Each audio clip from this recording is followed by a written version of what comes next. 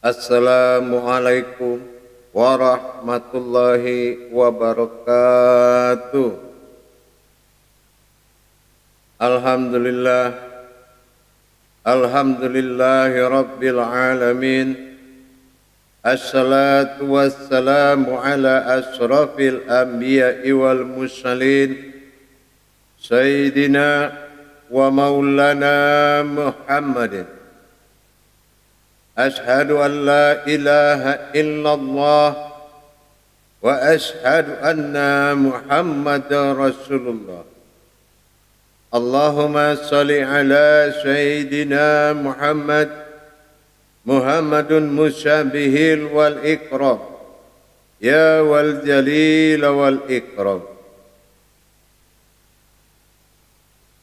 Wa tahirin wal mujahidin, amma ba'du. Ibadullah wa ittaqullah. Bersyukur kita kepada Allah dengan mengucapkan Alhamdulillahi Rabbil Alamin atas segala karunia, limpahan rahmah dan hidayahnya, serta dengan izin dan ridhonya juga kita dapat menjalankan amanahnya, beramal dan beribadah zahir batin dunia dan akhirat. Bersalam kita tidak akan pernah kita lupakan. Marilah sama-sama kita panjatkan kepada junjungan kita Nabi Allah, Nabiul Akhirul Zaman, Rasulullah Muhammad sallallahu alaihi wasallam. Atasnya kalimahnya dengan kita kalamkan dan membaca Allahumma salli ala Sayyidina Muhammad wa ala alihi Sayyidina Muhammad. Alhamdulillah para jemaah sekalian, bertemu lagi dengan saya Guru Mursyid Syekh Nur Muhammad Buya Irwan Maulana Al-Khalidi dalam makom majelis zikir Ma'rifatullah dalam channel kesayangan kita, channel Kupas Tuntas Buya Pasaman Timur, yang insya Allah selalu berbagi wawasan dan ilmu pengetahuan. Semoga bermanfaat buat kita semua. Dalam rangka meningkatkan ilmu, derajat, iman dan takwa kita kepada Allah, tentunya kita harus belajar mengkaji daripada pokok ajaran, yaitu ilmu tauhid. Hadirin jamaah yang dirahmati Allah, kaum muslimin dan muslimat rahimakumullah.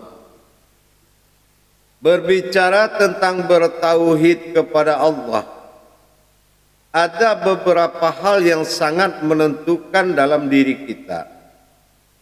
Yang pertama adalah mengenal kodrat-kodrat sifat dan zat Allah dalam diri, yang mana kodrat tersebut adalah sebagai wadah bagi diri yang tidak bersekutu dengan Allah Subhanahu wa ta'ala. Mempertemukan kodrat ketuhanan dan kodrat keumatan Allah dalam diri dibutuhkan pengalaman dan pengetahuan tauhid yang sangat rapi. Tidak semua orang mampu mengendalikan kodrat-kodrat tersebut apabila dia tidak di bawah bimbingan seorang mursyid. Hadirin jamaah yang dirahmati Allah, kalau kita ingin meningkatkan tauhid kita kepada Allah, terlebih dahulu kita harus wajib mengenal hakikat-hakikat ketuhanan dalam diri. Ketuhanan hakikat-hakikat diri yang bersifat umat dan bersifat Tuhan dalam melaksanakan marifat mukasyafah, menyaksikan pertemuan antara kodratnya dengan wujudnya, menyembah dalam berkata waz-zahiru wal batin, sifat zahir yang dimunculkan untuk kodrat menyembah adalah wujud daripada asal batin. Ini harus dikaji. Kalau zahir ini masih zahir yang nampak, bukan zahir yang berkodrat batin, berarti kajian kita belum sampai ke kehendak yang dimaksud oleh Allah. Man arafa nafsahu wa qad arafa rabbahu. Mengenal diriku, rabbahu, ingat, menuju ketuhananku. Man arafa nafsahu, barang siapa yang mengenal diriku, wa qad arafa rabbahu, maka dia akan mengenal ketuhananku. Di sini butuh pengenalan yang lebih dalam. Kebiasaan bermakrifat dalam ilmu kebatinan mohon diistirahatkan dulu pengalaman yang sudah-sudah. Kenapa saya bilang begitu? Kita menuju alam tak berdaya, yaitu berkodratnya Allah pada diri. Itulah yang membuat kita tidak berdaya. Bagaimana bisa makrifat kita berjalan? Makanya makom yang harus kita pegang adalah tajalli saksi bagi diri. Jamaah yang dirahmati Allah, untuk mendapatkan makom-makom tersebut, kita harus memenuhi akad-akad ketuhanan dalam diri. Apa akad ketuhanan dalam diri yang dimaksud? Yaitu pertama, hati nurani kita. Bertuhan kepada Allah, mengkaji ketuhanan Allah pada diri, kodrat-kodrat Allah pada diri yang akan menjadi alam penyembahan, yang akan menjadi kodrat penyembahan, dibutuhkan hati nurani yang sangat dalam. Hati nurani yang sangat dalam, yang tidak disebabkan oleh sesuatu dalam berkeinginan kepada Allah. Yang kedua, jiwa bertuhan. Jangan nanti kita senang mengamalkan apa yang dipelajari, tapi hati kita tidak terpaut kepada Allah. Hati kita tidak mencintai Allah. Hati kita tidak merindukan Allah. Hati kita tidak butuh Allah. Bagaimana bisa Allah membuka atau mengijabah amalannya? Maka kembali kita menenangkan diri kembali. Rasakan, apakah bertuhan ini sudah kebutuhan atau keingintahuan? Apakah hati kita sudah butuh Tuhan atau ingin tahu saja? Coba kembali kita telepati diri kita lagi. Apakah memang kita adalah sosok umat yang butuh Tuhan? Tanpa Tuhan hati ini tidak tenang. Tanpa Tuhan hati hidup tidak ada. Tanpa Tuhan nilai diri tidak ada. Tanpa Tuhan semua perbuatan ibadah sia-sia. Tanpa Tuhan semua amal itu sia-sia. Sehingga gejolak hati sangat ingin mendapatkan Tuhan. Yang tidak bertuhan beribadah hanyalah makhluk yang tidak dihalalkan Allah untuk menginjak masjid. Kalau hanya sekadar punya tubuh dan bernyawa, itu semua makhluk juga punya. Tapi dalam nyawa ada batin, dalam batin ada Tuhan. Tidak semua makhluk yang punya itu. Makanya hadirin, kalau kita belajar ilmu tauhid, jauh kita dari segala yang mempersekutukan. Kita terhindar dari segala yang menyekutukan Allah. Kita terhindar dari segala yang dihalalkan menuju Allah. Kadang-kadang ada sebagian orang Dengan dia menunaikan kewajiban, dia telah merasa menunaikan yang wajib. Ini bisa membuat suatu kerugian besar. Kewajiban untuk melaksanakan yang wajib, bukan melaksanakan kewajiban tanpa kenal yang wajib. Nah, kembali kita kepada hakikat bertuhan tadi.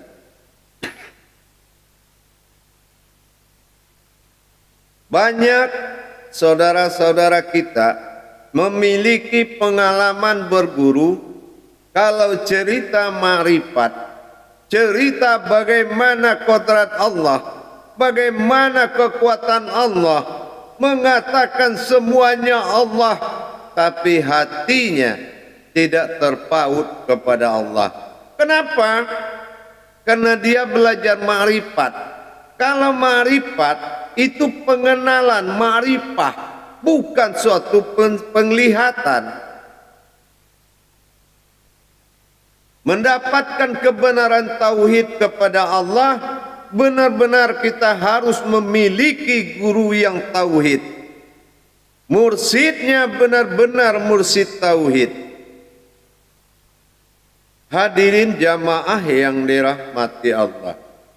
Sebetulnya belajar tauhid ini, mulai tauhid kasyaf, mulai daripada tauhid zuhudiyah, sampai kepada tauhid ilahiyah, tauhid ghaibiyah, tauhid siriyah, itu membutuhkan hati nurani, perasaan dan cinta kasih kita kepada Allah. Kebutuhan bertuhan sangat menentukan belajar ilmu tauhid, bukan gagah-gagahan. Kenapa? Setiap orang yang belajar ilmu tauhid adalah orang yang membuka kealiman dirinya. Kealiman diri inilah yang harus diturunkan berkodrat ulama, sehingga menjadi alim ulama yang benar-benar bertauhid kepada Allah. Bukan hanya menggambar-gamburkan kekayaan Allah, kebesaran Allah, kekuatan Allah, tetapi tidak membawa kepada kedekatan kepada Allah. Tidak membimbing seseorang kepada Allah, tidak menuntun seseorang kepada Allah.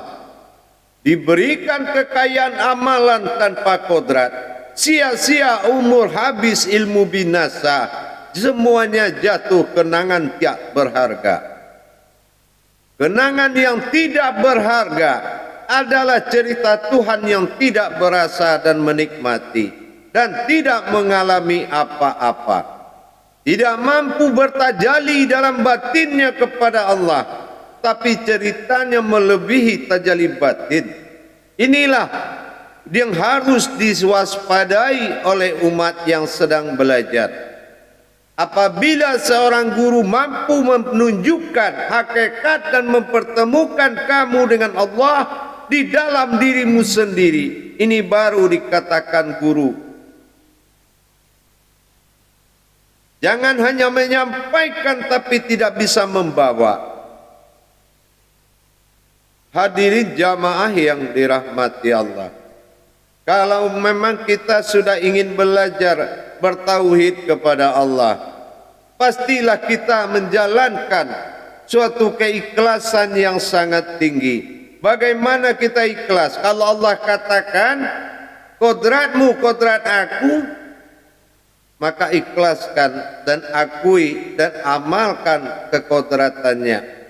Allah katakan iradatmu adalah iradat aku, akui, ikhlaskan dan amalkan untuknya. Kalau ilmu Allah, ilmu aku, ilmu Allah sendirinya, amalkan ilmu itu, akui dan serahkan dengan tulus, dengan ikhlas, sampai kepada hayat, sampai kepada kalam basar, sampai kepada sama. Amalkan dan serahkan. lenyapkan dirimu di saat menyerahkan, maka nyatalah bagimu nanti apa yang akan terjadi tentang perbuatan Tuhan kepadamu, Allah Subhanahu wa ta'ala. Tapi kalau kamu perkaya ilmu pengetahuanmu, kodrat kemanusiaanmu, nasmu semakin tinggi, celaka 12, tidak akan pernah kamu dijabah oleh Allah, melainkan kamu akan ditegur kalau hanya kamu menggombar-gamburkan kekayaan Allah demi kepentingan dirimu sendiri. Hadirin jamaah yang dirahmati Allah, bertuhan kepada Allah dan menjadikan Allah itu Tuhan di dalam diri bukan pekerjaan yang mudah, bukan suatu perbuatan yang mudah, membutuhkan bimbingan yang benar-benar dituntun 24 jam siang dan malam.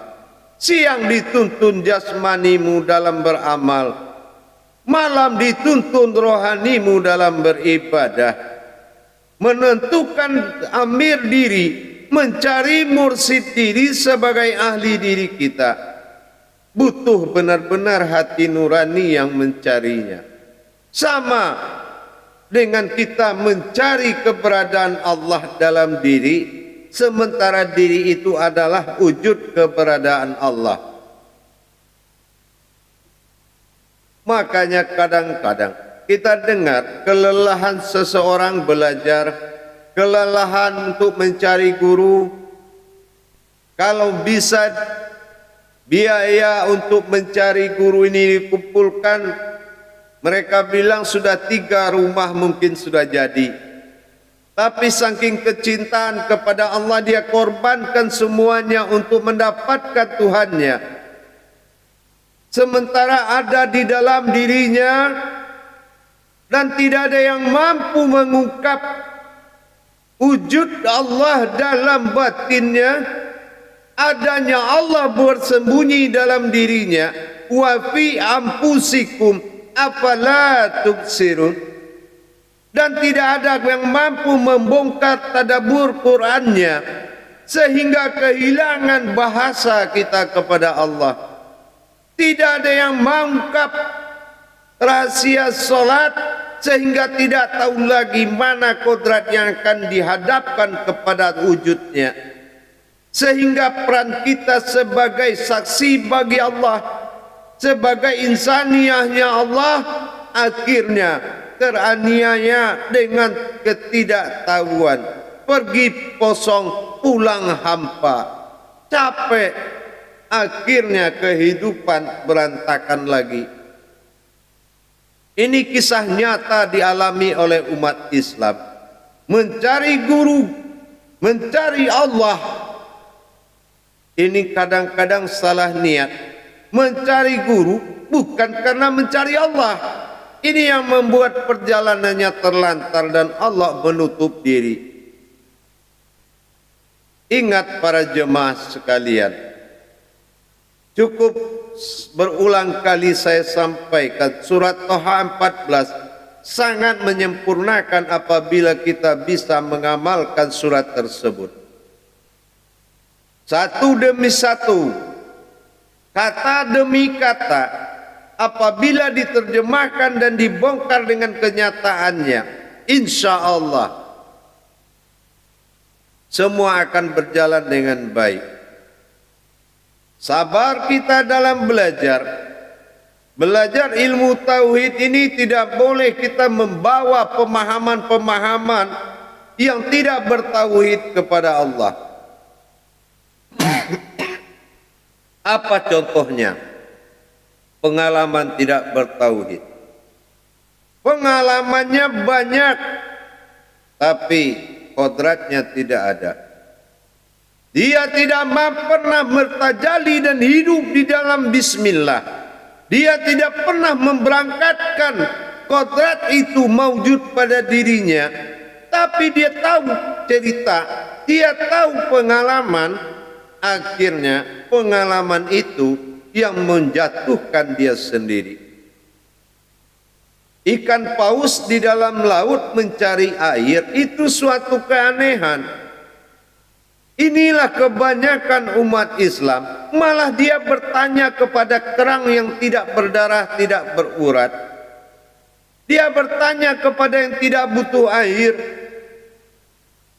Maka dikatakan pencari itu melupakan diri yang mencari, tapi mencari sesuatu yang tidak ada yang akan dicari.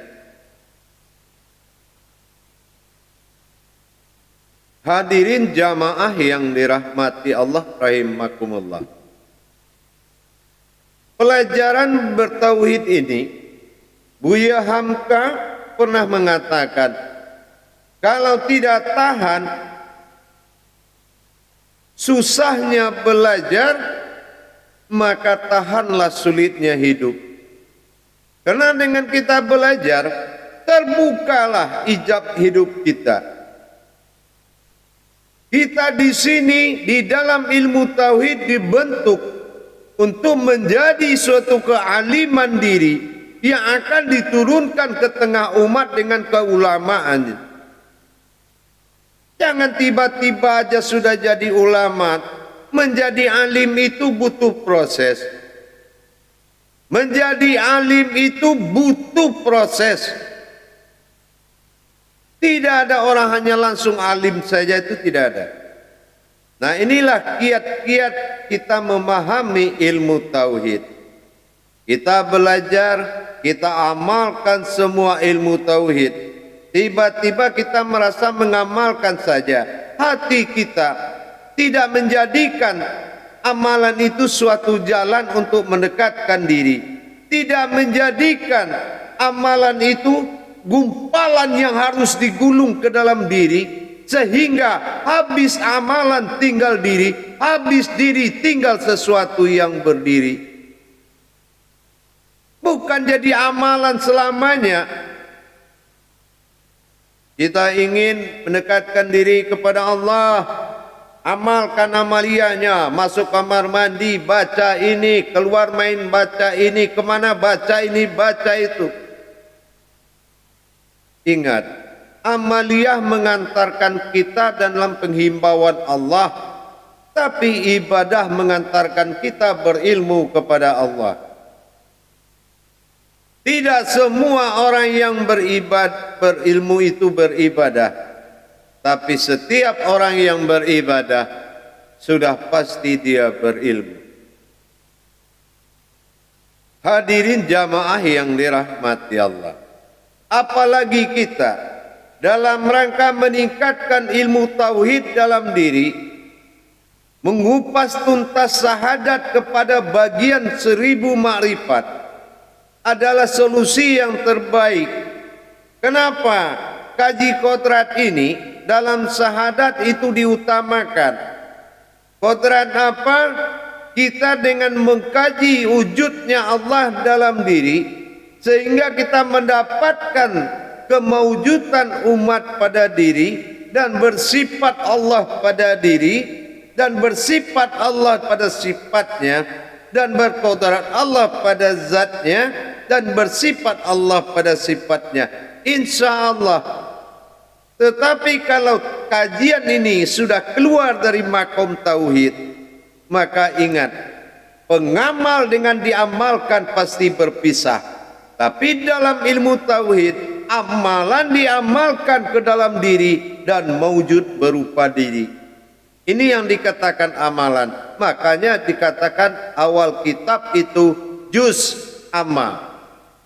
Manusia itu adalah sumber amalan yang dikatakan wujud ilmu yang berkodratkan Adam nurani bagi diri kita, wasial daripada Adam. Hadirin jamaah yang dirahmati Allah, bagaimana bisa dengan pengalaman yang banyak kita mendapatkan kodrat kepada Allah? Tidak bisa. Tetapi yang masuk akal itu mengkaji kodrat Allah pada diri. Taulah kita akhirnya mana batasan Allah bagi diri, dan mana batasan umat pada diri. Kalau batasan Allah dan Tuhan dan umat itu belum mewujud dalam diri, belum pasti wujudnya, kita tidak tahu mana batasan gerakan Allah, mana yang pantas bagi umat, mana yang tidak pantas bagi Allah, maka belum lagi dikatakan sempurna. Kenapa? Hak dan batil masih dalam pandangan. Harusnya kalau sudahlah mawjudun illallah, maka kita tidak berprasangka lagi akan perbuatan-perbuatan kepada diri kita, tetapi nyata bukan prasangka. Kita ini harusnya ikhlas menerima kalau sudah ada ketetapan Allah dalam diri. Kenapa kita harus mempersulit diri? Bukankah diri itu adalah kodratnya Allah semata? Kodrat orang ilmu sama basar kalam hayat qadirun hadirun sami'un, sampai ke tingkat sami'un ini ada milik kodrat dan haknya Allah. Tidak ada warisan nama kita di situ. Tidak ada warisan nama orang tua, tidak ada warisan nama nenek, tidak ada warisan nama kakek. Tetapi semuanya berwaris akan batin. Allah adalah nyawa. Zat Allah adalah rohani yang disebut Muhammad, dan nuraninya Allah kodrat Adam pada jasad pegangan ruh. Inilah dia. Allah melihat orang hidup di matanya apa nur, apabila nur Muhammad adalah kodrat dirinya. Nurullah adalah ruhaninya dan Rabbani nyawanya. Kalau Allah melihat seperti itu, dia katakan engkau hidup. Tapi kalau dia tidak melihat dari nur Muhammad yang berkuasa dalam dirimu, maka ini yang dikatakan orang hidup di matamu tapi mati di mataku. Islam adalah kodrat, bukan agama sembahan, tetapi agama kodrat dalam menyembah. Kodrat yang menyembah kepada kodrat, inilah Islam. Makanya Islam terbagi 3 golongan. Yauma wulitu, diselamatkan kehidupanmu, itu namanya din.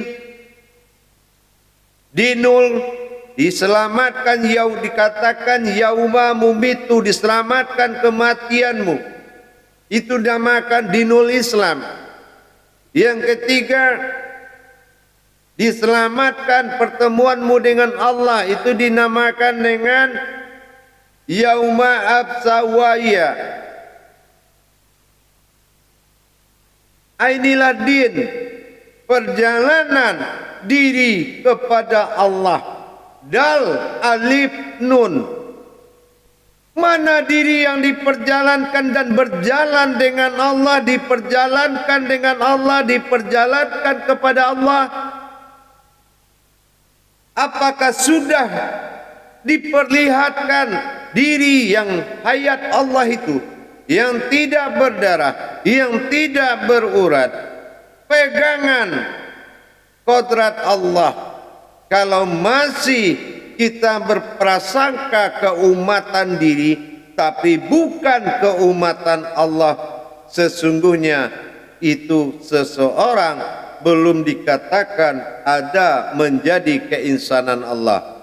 Kalau sudah menjadi keinsanan Allah, berinsan Allah pada diri, maka semua perbuatanmu adalah perbuatan Allah. Tinggal kita jaga pantasnya atau pada tidak yang pantasnya. Insya Allah pada jemaah sekalian, mudah-mudahan wawasan ini bisa menjadi suatu pedoman dalam rangka pendekatan diri kita kepada Allah.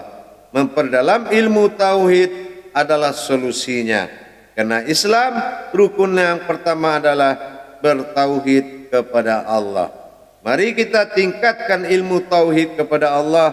Mudah-mudahan berkah, Mudah-mudahan berhidayahlah segalanya dan mabrur akan ibadah, mustajab akan ilmu, barokah hidup dunia dan akhirat. InsyaAllah, kalau bagi yang ingin memperdalam ilmu pengetahuan kepada Allah dengan bertauhid kepada Allah, YouTube Buya Pasaman Timur telah menyediakan sarana grup belajar untuk mendekatkan diri kepada Allah dengan meningkatkan ilmu hakikat, amal dan ibadah melalui makom-makom syariat, hakikat, tarekat dan makrifat, terutama dalam jalan tasawuf dan tauhid. InsyaAllah mudah-mudahan bermanfaat buat kita semua. Akhirul kalam wa billahi wa taufiq wal hidayat. Assalamualaikum warahmatullahi wabarakatuh.